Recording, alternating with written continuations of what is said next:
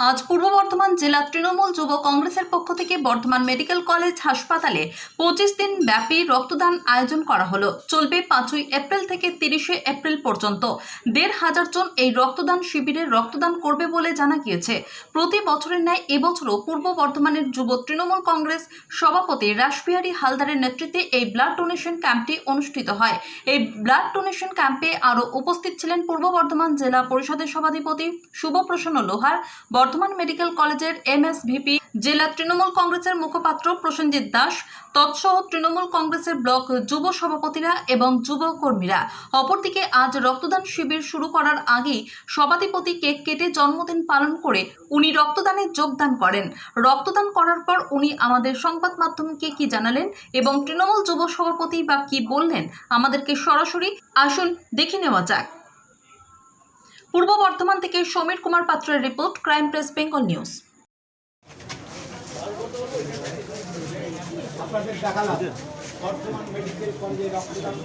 দাদা, আজই রক্তদান হচ্ছে শিবির, রক্ত সংকট মেটাতে যুবশক্তির উদ্যোগে হচ্ছে রক্তদান শিবির, কি বলবো? এটা খুবই ভালো উদ্যোগ। আমরা বেশ কিছুদিন ধরেই এটা অনুভব করে আসছি যে বর্ধমান মেডিকেল কলেজে একটা রক্ত সংকট রয়েছে। বিশেষত আপনারা জানেন, সামনে আমরা কিছুদিন আগে রমজান মাস পেরিয়ে এসেছি। এই সময় রক্ত একটা সংকট দেখা যায়, কেন রমজানের উপবাস করে রক্ত দেওয়াটাও একটা সমস্যা তৈরি হয় অনেক সময় রক্ত কালেকশনের ক্ষেত্রে। এবং আরও যেটা গ্রীষ্মকাল, আরও একটা বড় বিষয় হচ্ছে গ্রীষ্মকালের জন্য অনেকে রক্তদান শিবির হয়। তো সেই সংকটকে মেটানোর জন্য তৃণমূল কংগ্রেস পূর্ব বর্ধমান জেলার সভাপতি রাসবিহারী হালদারের উদ্যোগে আজ থেকে শুরু হচ্ছে, টানা 25 দিন চলবে এই রক্তদান শিবির। জেলার বিভিন্ন প্রান্তের যুবকর্মীরা এখানে এসে রক্ত দেবেন এবং জেলার মেডিকেল কলেজে যে রক্ত সংকট সেটা মেটাবে। কারণ পূর্ব বর্ধমান যে হসপিটাল রয়েছে, বর্ধমান শহরের যে হসপিটাল, এটা শুধু বর্ধমান জেলার উপর মানুষ নির্ভর করে তা না, আশেপাশে বীরভূম থেকে এখানে পেশেন্ট আসে, পশ্চিম বর্ধমান থেকে আসে, মুর্শিদাবাদ এবং হুগলির লাগোয়া জেলা এরিয়াগুলো থেকে এখানে পেশেন্ট আসে। যেহেতু বিরাট একটা এরিয়া নিয়ে এই হসপিটাল কাজ করছে, তাই রক্ত সংকটও দেখা যাচ্ছে। সেই সংকট মেটানোর জন্য যুব কংগ্রেসের এই উদ্যোগে আমরা সকলে সমবেত হয়ে যাতে প্রত্যেক দিন এক এক এরিয়ার কর্মীরা এসে রক্তদান করবে, সেইভাবে রক্ত সংকট মেটাবে। তৃণমূল কংগ্রেসের উদ্যোগে দেখা যায় প্রতিদিনই রক্তদান শিবির, এটা কিন্তু একবারে 25 দিন ধরে রক্তদান শিবির চলছে, কি বলবেন? এটা খুবই ভালো উদ্যোগ, যেটা আমি প্রথমেই বললাম। এবং সভাপতি রাসবিহারী হালদার এসে হাজির হয়েছে। রাসবিহারী আগের বারেও এই উদ্যোগ নিয়েছিল এবং টানা 1 মাস ধরে চালিয়েছে। এবারেও আজ থেকে শুরু করেছে এবং আজকে আমরা সেই মহৎ অনুষ্ঠানে আমরা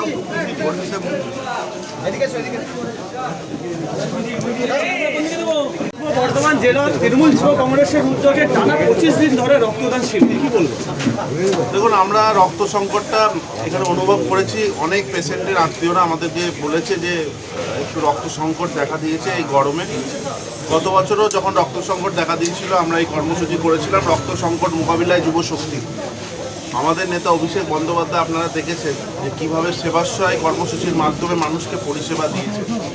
আমরা যুব সৈনিক হিসাবে আমাদের আদর্শ তাকে দেখে আমরা এই সিদ্ধান্ত নিয়েছি যে এইভাবে আমাদের বর্ধমান জেলার এবং আমাদের আউটসাইড যে বর্ধমানের বাইরে বীরভূম আরও 2-3টে জেলা, এখানে যাদের পেশেন্টরা আসে যাতে অতি সহজে রক্ত পায়, সেই জন্য এই উদ্যোগ নিয়েছি। এখানে ক্যাম্পের সাথে সাথে আমরা পূর্ব বর্ধমান জেলার প্রত্যেকটা ব্লকে শহরে আমরা হসপিটালে ব্লাড ক্যাম্প করব, যেটা আমরা ব্লাড ব্যাংকে 1500 রক্ত দেবো বলেছি 25 দিনে। সেটা ছাড়াও আমরা ব্লকে ব্লকে করে এটাকে 5000-এ নিয়ে যাওয়ার টার্গেট রেখেছি।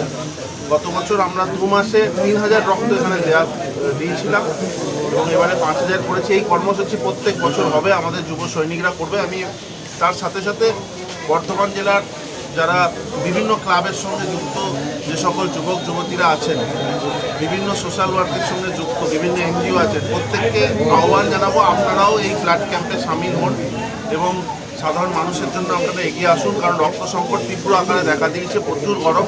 এক্ষুনি আপনারা দেখলেন একজন পেশেন্টের আত্মীয় এসে রিকোয়েস্ট করছিল রক্তের জন্য। তো আমাদের মুখ্যমন্ত্রী মমতা ব্যানার্জিও বলেছে এইভাবে মানুষের পাশে থেকে কাজ করতে। তো সেই কাজই আমাদের কর্মীরা করছে। আমাদের সভাধিপতিও নিজে আজকে রক্ত দেবে। আমাদের যুব সৈনিকরা উপস্থিত হয়েছে, রেগুলারই উপস্থিত হবে। এই ক্যাম্প টানা 25 দিন চলবে। আজ কোন কোন জায়গা থেকে কর্মীরা এসছে? দেখুন, আমাদের জেলার প্রত্যেকটা ব্লককেই বলা আছে, কোনো ব্লক থেকে 3 জন এলো, কোনো 5 জন এলো, এইভাবে রেগুলার আমরা 40-50 জন করে রক্ত দেবো। আপনারা শুনলেন বর্ধমান জেলার যুব তৃণমূলের সভাপতি রক্তদান, এই 1 মাস ধরে যে রক্তদান করছে, রক্তের সংকট মিটবে। আমাদের এই রক্তদান শিবির 25 দিন ব্যাপী যেটা আয়োজন করছে আমাদের যুব তৃণমূল, এটা আমাদের রক্ত সংকট ধরুন এই গরমের সময় বছরও সেরকম একটা সংকট দেখা দিচ্ছে। এটা কাটিয়ে উঠতে আমরা ভীষণভাবে উপকৃত হব। গত বছরও আমাদের রাষ্ট্রীয় পক্ষ থেকে এরকমভাবে 2 মাস ব্যাপী আমাদের একটা রক্তদান শিবির হয়েছিল, তাতে 3000 আমরা রক্ত পেয়েছিলাম। এবারও আমরা 25 দিন ব্যাপী 15,000 একটা কর্মসূচি আছে এবং আমাদের এই রক্তটা প্রতিদিন পাওয়ার জন্য প্রতিদিনের যে ধরুন ঘাটতিটা থাকছে এই গরমের জন্য, সেটা কিন্তু কাটিয়ে উঠতে আমরা ভীষণভাবে এটা আমাদের সাহায্য করবে। স্যার, এত রক্তদান শিবির হচ্ছে কিন্তু বিভিন্ন সময় দেখা যায় রক্ত কার্ড নিয়ে এসে তারা রক্ত পায় না। ব্যাপারটা হচ্ছে যে রক্ত তো এমন একটা জিনিস যেটা তো আর পড়ে থাকে না, অন্যভাবে নষ্ট হয়ে যায়, সেটা আমরা রক্ত যেভাবে প্রত্যেক রোগী পাই, হয়তো কোনো কোনো ক্ষেত্রে হয়তো কার্ড নিয়ে এলে সেই সময় হয়তো সেই গ্রুপে রক্ত না থাকলে তখন আমরা বলি এক্সচেঞ্জ ডোনেশনের মাধ্যমে করা। তবে জানেন বর্ধমান হসপিটাল শুধুমাত্র বর্ধমান হসপিটাল না, এটা একটা রিজিওনাল ব্লাড সেন্টার এবং এটা ধরুন পার্শ্ববর্তী কাটোয়া, কাল্লা, আমাদের বাঁকুড়ার কিছুটা অংশ, মুর্শিদাবাদের কিছুটা অংশ, বীরভূমের কিছুটা অংশ কিন্তু রক্তদান করে। এবং আপনারা জানেন ঘোষবাগান এবং নবঘাট চত্বরে এত যে নার্সিংহোম রয়েছে তাদেরও পেশেন্টরা কিন্তু এই ব্লাড ব্যাংকের উপরে নির্ভরশীল।